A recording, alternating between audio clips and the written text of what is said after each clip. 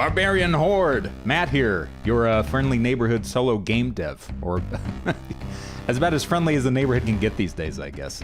Here to present to you a big, juicy, nutrient-rich Savage the Shard of Gosen update in video form, which is kind of tradition at this point. I wanted to go over all of the highlights and sort of bigger features that are included in this update. But before we get into this, there's something I'd like to share with you real quick, if you'll permit me. It is of a serious nature, and it is not related to Savage. So, if you don't want to hear about things that aren't Savage related, by all means feel free to jump ahead a couple minutes, and I will try to remember to include a timestamp when the Savage update stuff resumes. So, the last couple months have been pretty crazy for a lot of people, but specifically here, I am referring to something that has happened to a friend of the family. My friend Luke Denman was participating in an operation in Venezuela. He was captured. He's currently being held hostage there by the government and by Maduro. We currently have a GoFundMe going to help with things like legal expenses and media outreach and other things that the family will inevitably have to pay for to help get him and his friend Aaron out of there as soon as we can.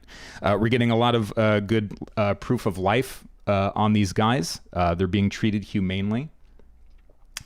And this is a shot from the GoFundMe page here. It is a complicated issue. There's a lot more information there on the GoFundMe if you want to go check it out, and a website that I'm helping put together as well. That'll be up soon also. But if you want to check out the GoFundMe, if you want to go look at it, donate to it, if it sounds like something you'd like to help with, and share it around, I and Luke's family and Aaron's family would be very grateful. It's a complicated issue, but he is a friend, he is family, and we want Luke and Aaron home. And thank you as well so much to those of you who have already donated. Okay. Now, back into the realm of fantasy. So, this is the Pre-Volunheim mega patch. We're not in Volunheim yet, sorry to say. That's coming, though.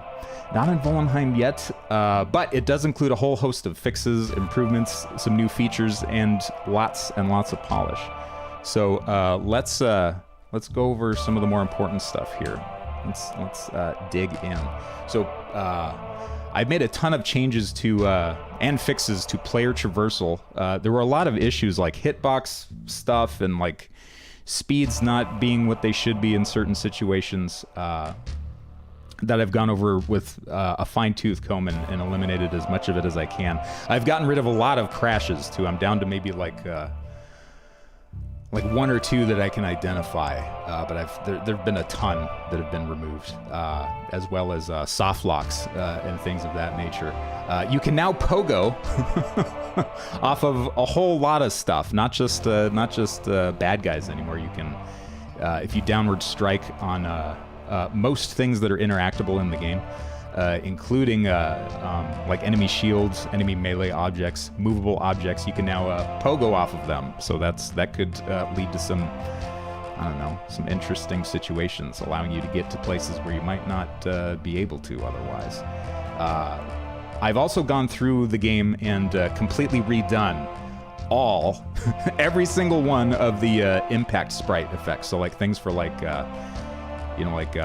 damage types, whether it's deals blunt damage, slashing damage, cleaving damage, getting stunned, bouncing off of enemy heads, and just other sort of general purpose collision effects. Completely redid all of them and added some generic sort of dust sprites for you, for the player as he moves around, like jumping and landing, hard landing, dodging, skidding, that sort of stuff. So that all together is making the game feel a lot more satisfying to play, I gotta say. And speaking of interesting traversal stuff, here's a little bit of barbarian engineering going on in the GIF in the upper left. Corpses now interact with spike traps, the sprung spike traps, sprang spike traps, and they behave as almost like a makeshift elevator now. You can hop on top of a spike that will get pushed up by the spikes and start stacking stuff on top of it and everything. It's pretty fun. It's good. And let's see here. What else? Oh yeah, there have been fixes to the world map as well. A lot of the sprites have been not redone, but the code was janky for them, as well as texture page issues that made specifically the main character sprite draw poorly to the 3D overworld map, as well as the camera being fixed. The camera would kind of float around and freak out whenever you entered or exited a location on the world map. So that's fixed as well. There's been a lot of repositioning of certain things, like where you exit and where you enter, that have cleared up some issues as well. You could wind up like in some kind of like negative zone in certain situations. So that's been fixed. Enemy improvements too. Just about every single enemy in the game has been gone over because they had poorly placed, poorly matched up. Like the coordinates were bad for their melee objects. So, which would result in you getting hit where it didn't look like you were supposed to get hit, or not hit at all when it looked like you were supposed to. That's been fixed for, dare I say, every single enemy in the game. I'm sure I missed something, but I went over all of them. Did the same thing with a lot of their hitboxes. A lot of them had wonky hitboxes, and again, I'm sure I missed one or two here and there, especially for corpses. But larger, weirder shaped enemies like the dire bear pictured here, especially when he'd change his facing, would tend to get stuck in solid objects and stuff. So I fixed that.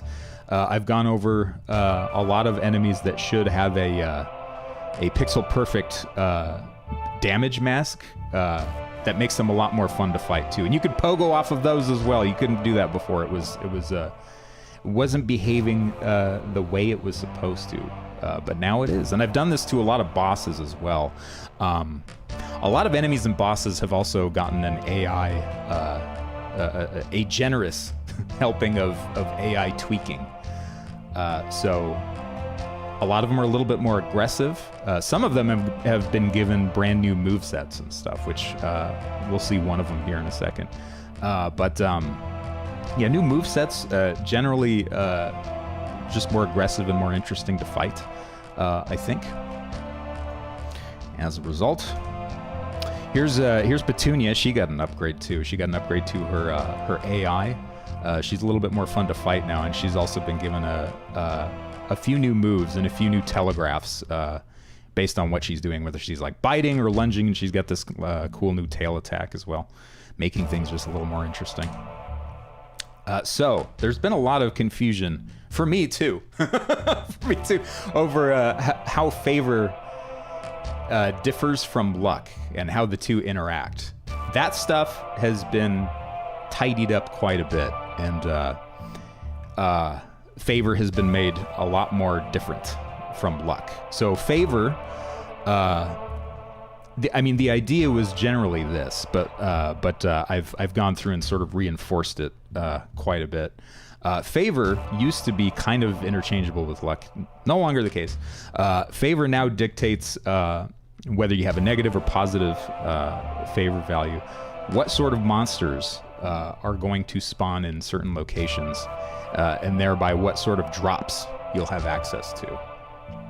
So, certain scarier, meaner monsters might be carrying some of the more rare and weirder materials that you'd use to craft some of the more deadly weapons in the game. And by comparison, having a positive favor rating might get you more curatives, more items that sort of fix armor and heal you and stuff, as well as like shields and some of the more like, if you could think of it like holy weapons, stuff like that. And luck now dictates the rarity of your drops, and whether or not an enemy is actually carrying something and how frequently something will drop. It doesn't dictate like what they're carrying. And that's favor now. The only interplay they really have anymore is if favor goes up, you will get a little bit of a boost to luck. There are going to be other ways to raise and lower both of them.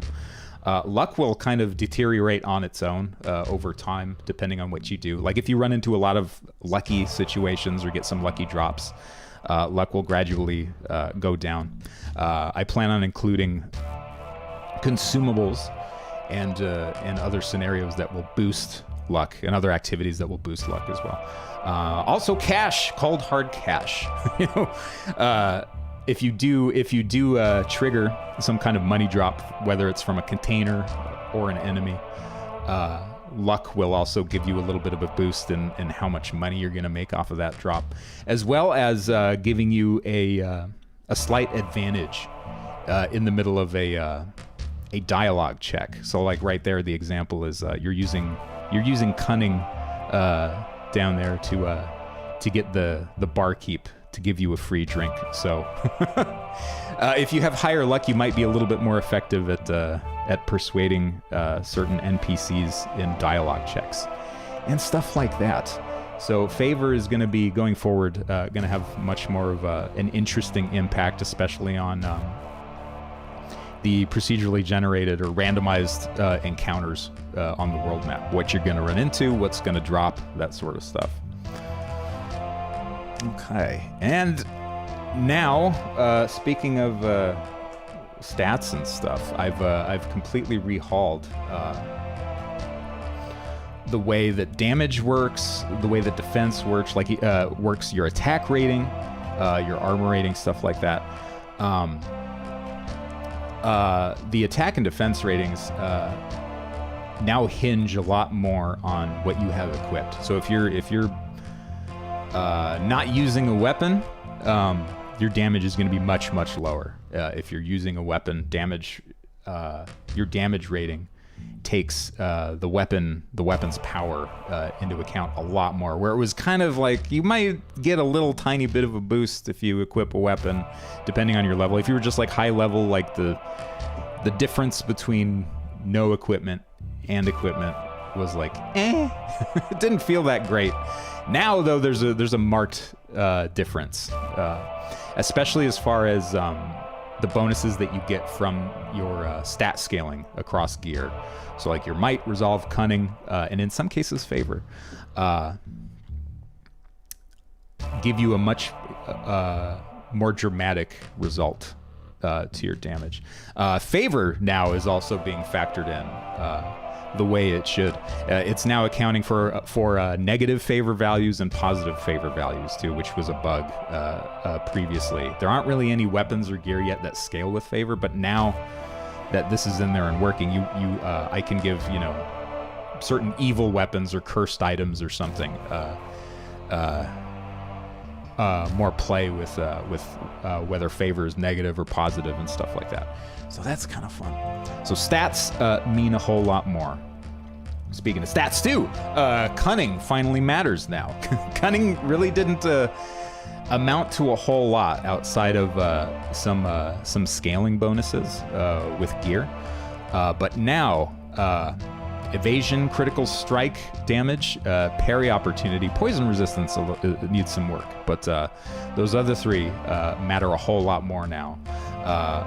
One of the biggest changes is evasion, and cunning now influences how many iframes or invincibility frames you're going to get during your dodges, your dodge roll and your backwards dodge.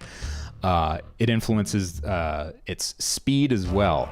So adding points into cunning now can also make you a little bit of an acrobat, because you're going to get your speed boost, and since people have been having a lot of fun with the backdash dodge, it's going to start out not as great as it used to. Like initially there's going to be a little bit of a nerf there, but if you put your points into cunning, you're going to notice a marked improvement over where it used to be before. So you're going to be able to kind of turn yourself into a speedy, murdery madman with cunning. If you don't put any points in resolve, though, you're basically turning yourself into a glass cannon.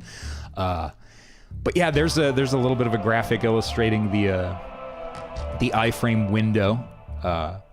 So from not much cunning all the way up to putting a lot of cunning in and eliminating those non-iframes at the beginning and ending of your animations. This also makes shields much more important than they used to be. There was just a whole lot. You could really abuse the dodge roll and get out of situations a lot easier. So enemies in a way have gotten a lot of love in this patch. A lot of them are more aggressive. A lot of their stats as well, I forgot to mention, have been boosted as far as damage goes too. So the world is getting a little more dangerous in Savage.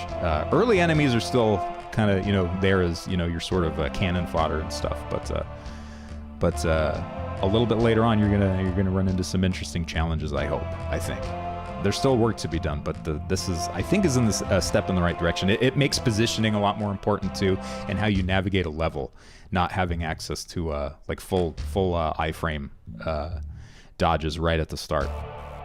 So yeah, cunning now matters. Critical damage now is a thing with cunning. So cunning will give you a percentage-based buff on how and where you're dealing out your damage and whether or not the damage is registering as a critical strike. So, and you can stack it too. You can stack critical damage, which is that's pretty fun to say. So if you hit an enemy with a damage type that he is weak against, it will ignore a certain percentage of their armor. If you've unlocked the perk for Backstab, which is coming in a future update as well, that will register as critical damage and give you a certain percentage bonus. Vulnerability while stunned comes baseline with critical damage, as well as whether or not you were able to parry a strike and then deal damage shortly after while they're still in that parried state. There's also going to be another perk or skill that you can unlock later on called Head Strike. So whether or not an enemy is weak to Head Strike stacks a little bit more of critical damage on top, and then it all converges into a nice meaty critical damage casserole at the end if you're able to maneuver yourself into a situation where you can take advantage of all that stuff and just moitalize your foe, the bad guys. There's some of the new parry effects and critical damage numbers right there. Big juicy bouncy critical damage numbers. That's new as well as blood effects as well. Blood effects and impact effects for displaying whether or not something was critical damage or not, as well as weaknesses and stuff too. The game is becoming a lot more readable based on what you're doing, especially in combat. With the aforementioned new and updated collision sprites, there's special sprites for stunning and shield collisions and parry, successful parries and stuff like that. So yeah, better video game, I hope. Added new items to the game as well. Wayward Grit has been added and finally works in the game. And what that does is it heals your armor hit points. You finally have a way to heal up those missing armor hit points as you take damage. New items have also been added to the not just to the game, but to the loot tables, as far as breaking open containers and treasure chests and stuff like that. Whips as a weapon category have been added as well, along with their own unique animation sets as far as the player goes, and all of the armor sets too. So all of the attack states have gotten updates to allow for using whip-based weapons. Some of these weapons were in the game already. They didn't take advantage of some of those animations, and they weren't categorized as whip-type weapons. But now they are, and there are some brand new weapons in there as well that are whip category. So here's Wayward Grit being used in the upper left with its own unique animation as well. And then a couple whip gifts down there in the lower right too. Some enemies, specifically the lesser horror here. We were talking about enemies getting updates to their AI and getting new movesets and stuff. These guys have gotten quite a big improvement across their behavior sets and their new abilities and attack states and stuff too. And you can also cut off their tongues and use their tongue as a weapon, as a whip specifically. So that's fun. And there, in the middle there, the slavers getting a taste of their own medicine with the leather whip. So you could potentially do a little bit of a Belmont run through the game. Now, patch notes. Oh, patch notes. The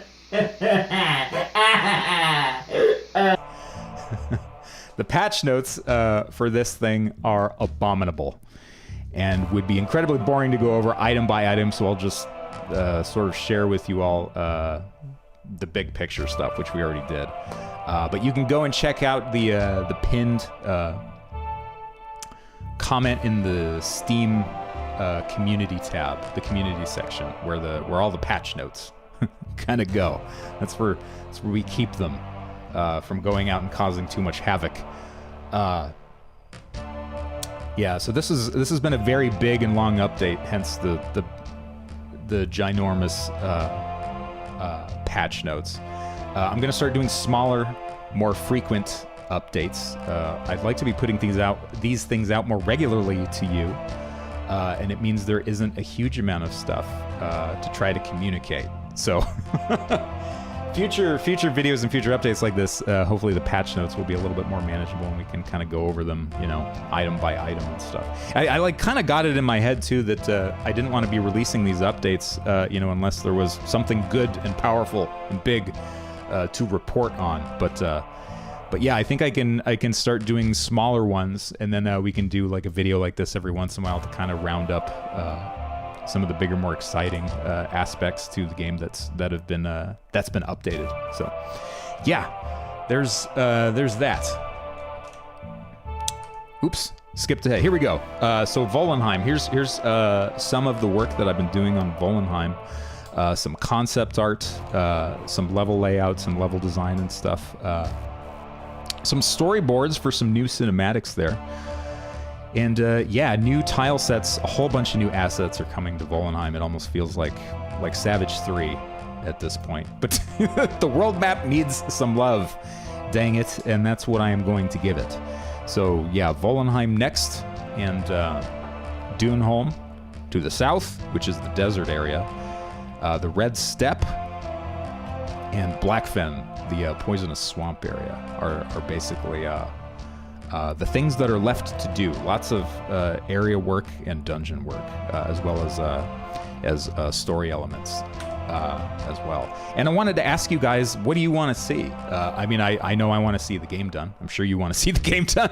I'm sure you want to see content. I want to put content in the game, but as far as like systems that are either not quite all the way there yet, and or things, quality of life things that could be put into the game too, like maps. I see a lot of you guys lamenting the fact that a map feature hasn't been added into the game yet. I have assets sitting around to do it. I just haven't done it yet. But yeah, this is a way of me just sort of gauging what you guys would like me to prioritize,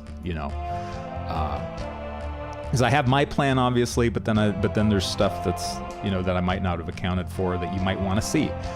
So for the next either minor or major update, I will be working on maps, unless you guys want to see something else, like the perk system, which I've touched on before here. There's a lot of perks that are missing from the game, so most of those haven't been filled out yet. So that's something that I could prioritize as well, as freaking Matt Tobor, put in the perks so that it feels good, when you master your weapons, your armor, your shield, or whatever.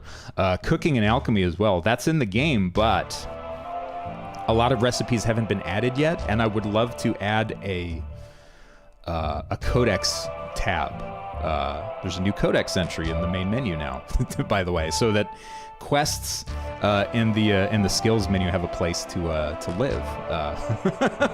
A cozy little place to call their own, which is a place where I'd like to put like a list of recipes that you've discovered or unlocked or whatever. And also, something like a bestiary would be cool too. That's something that's not even in there yet, but something I'd like to add. So a list of enemies that you've found, you've defeated, their weaknesses, if you've managed to unlock that, if you've managed to, you know, strike them with what they're weak against, like put that in there, put in what they drop, you know, that sort of stuff. So yeah, there's a lot left to do, but there's, you know, you can get a little bit of an opinion on how you guys would like your game to be guided, you know, for the next update. Yeah, so the map system, what I was kind of thinking of was that they would be craftable items. They would also be sellable items. Like you would get you'd buy a map to specific locations in the game, like a dungeon, like the mining prison, for example, the mining prison that you start your adventure out in. You would either find a map down in there, or you would gather the materials together in order to craft like a map kit. And then you would go into the dungeon, you would use your map kit, and then that area would start being actively mapped. Like in the upper right here, we've got this sort of grid-based layout with rooms and where their like entrances and exits are and stuff. And then probably expand that a little bit more with you know, points of interest, like save spots and stuff like that. So yeah, let me know, you guys, in the comments, or join the Discord, hit me up on Twitter, wherever, about what you would like to see. I've gotten quite a bit of awesome fan art, too, that I'd like to share with you guys here. So this this beauty comes to us from Iron Zoltan on Twitch. Very easy. Captured my likeness beautifully. Zoltan, beautifully. Everything's hooked up to the Megadex central database as well. And then this also from Iron Zoltan, illustrating the differences between the Virgin Wizard and the Chat Barbarian. Well done, Zoltan. You've nailed it, I think. So Moo, at Moo, on Discord, posted this in the fan art section as well. This is awesome, I think. I love the way this is one of the disgusting little cave beetle creatures that inhabit the caves that doesn't have a shell on him. So he's got all his like slimy, weird, rubbery. It almost looks like a whale, like whale flesh exterior to him. You can practically feel it. It makes me want to kill it, which is good. And Mistress Manto, at Seriously Ugly on Twitter, and I believe that's their Instagram as well, did this one. A very, very awesome and talented artist too. A lot of the stuff they do is technically impressive and a lot of fun. So a lot of pulpy kind of stuff, which is right up my alley. But this is Kel antagonizing the blacksmith, and is about to things are about to go very wrong there. So that's fantastic. And Cracky Pop, friend of the channel, Cracky Pop on Discord, submitted this one too. This is fantastic. The colors are awesome. Like, I want a poster of this thing. It's just damn good. It's just damn good. And so yeah, speaking of fan art, there's some exciting things going on with the Megadex too. I'm getting some interesting people, talented people on board for that as well, and sort of chipping away at it as well. So Kickstarter backers, once this thing is done, Kickstarter backers will get a free digital copy of the Megadex, and yeah, we'll look at.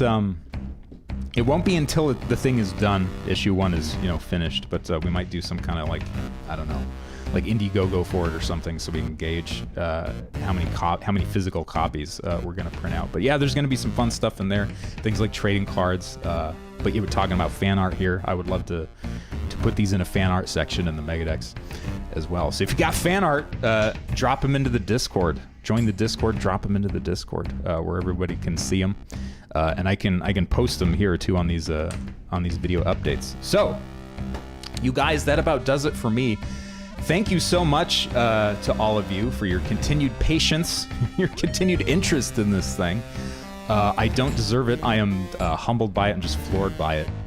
And a big thank you to everybody who's new here, who picked the game up during the Steam Summer Sale. Thank you so much. I hope you're getting a kick out of the game.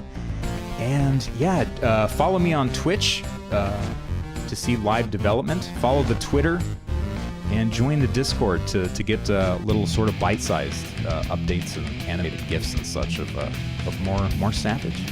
So yeah, that's gonna do it for me. I will catch you next time. Thank you so much. And yeah, have a good one, everybody.